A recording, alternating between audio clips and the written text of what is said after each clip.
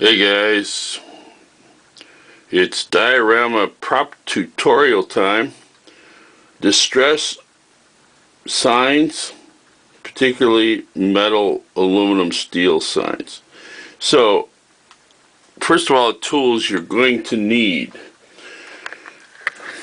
I got them right in front of me here. First of all, you need, well, I don't have my computer in front of me, but you need an internet connection, a computer, a printer, and a scanner. Oh, I don't have any of that. Well, wait a second. First of all, as far as a printer, I'm not sure if inkjet is better than laser. There's money involved. The end product, the sharpness, the color fastness, I'm not sure. I just went from inkjet to laser, so I'm working it out. Scanner, a good scanner with high res, if you're going to be scanning stuff. But what if you don't have it? Well, the alternative is to get newspaper ads or a sign company catalog. Those sign company catalogs that businesses use as a vendor really work well. You can cut out the little signs, and some of them are almost to scale already. So if you don't have any technology, if you're a Luddite, I don't know how you're watching this, maybe on your phone. I notice a lot of people are going from desktop to phone and tablet when I look at my analytics, so maybe that's what you're doing. Anyway, there are alternatives. Magazines, old magazines in particular, depending on what your application is, what your diorama subject is, what era it is. Okay, the main thing you're going to need, though, and I'm going to really highlight use of this today, is this metal adhesive back tape. Now, when you're talking about this metal tape, basically what you have here, this is a roll of thin, cheap stuff from Walmart. This is a piece of an old roll from Harbor Freight. This is a lot thicker. The adhesive is a lot better. This stuff lasts a long time. This stuff's very thin, and it depends on your application. For example, if you're going to be making metal signs, I go with the thicker one. You can do more with it, especially if you're going to distress it. But if you're going to do inside signs where you're not going to distress them at all, or you're going to use it for other applications, like here on my XP 1960 Mattel car, I replaced the peeling paper chrome with that chrome, and boy, that was not easy.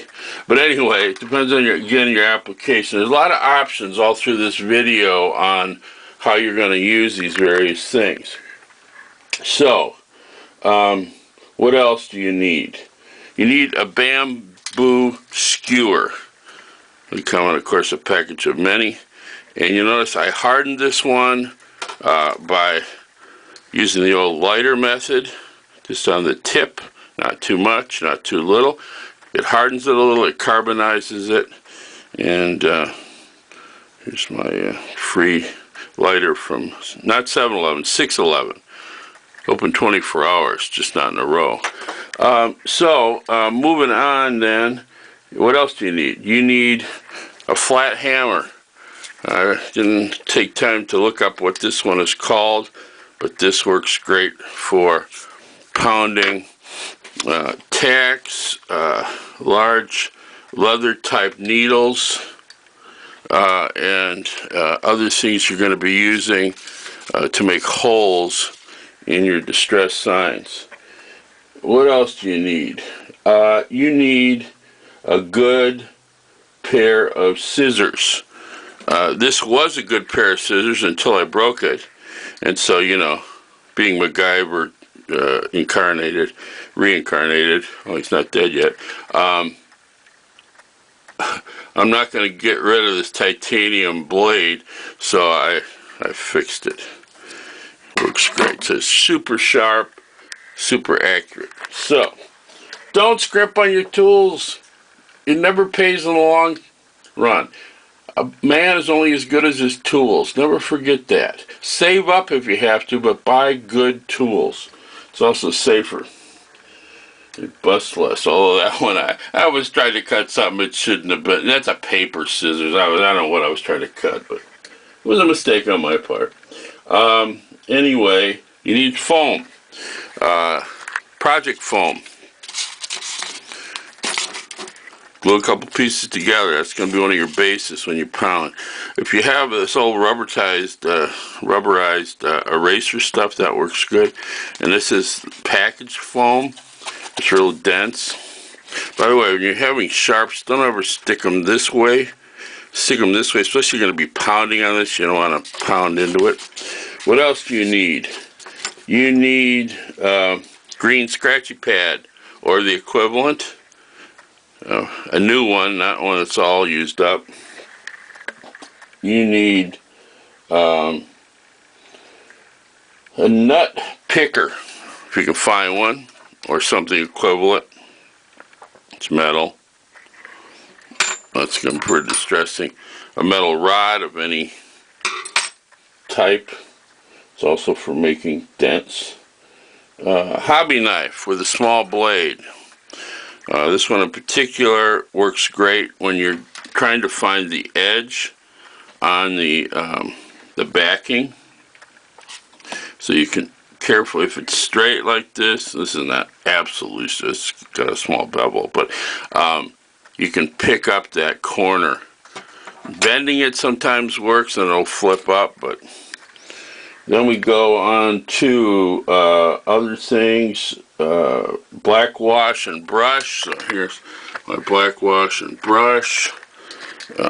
Mounted, by the way, on a foam board, because this is going to fall over. Oops, I just dropped my brush. And then you're going to have basically what you need. Now there's some optional things. I got a bunch of rollers over time, paper rollers. You can make your own templates. By the way, this Sharpie is awesome. It's retractable.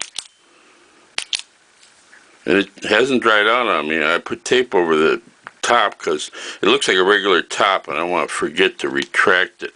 Or if I try to take the top off, it's not going to happen.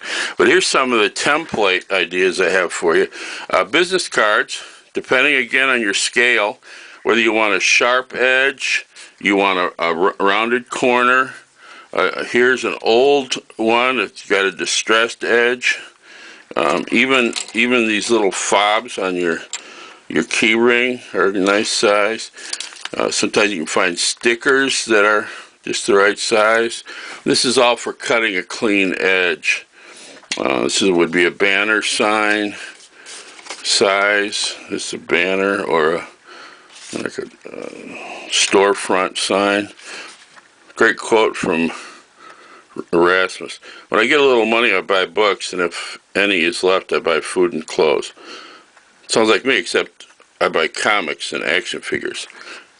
No, actually, I buy books, and if I have any left, I buy food and clothes. Anyway, what else might you have as options? You could have a punch, a metal punch. My father worked in a metal fabricating place. I have all sorts of metal punches. A small one like this is a good investment. Again, get good quality stuff